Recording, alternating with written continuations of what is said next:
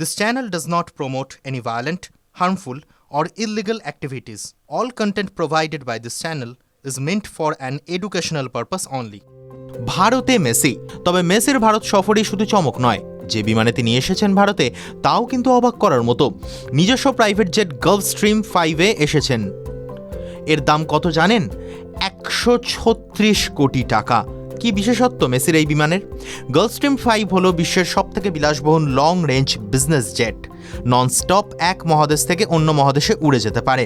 Air traffic এড়াতে এই বিমান হাই অল্টিটিউড বা অতি উচ্চতায় উঠতে পারে। বিলাসবহুল এই বিমানে অনেকটা জায়গা রয়েছে, এর সঙ্গে রয়েছে কেবিনও। মোট 14টি সিট রয়েছে মেসির এই বিমানে, যা প্রয়োজন পড়লে 7টি বিছানায় পরিবর্তিত করে নেওয়া যায়।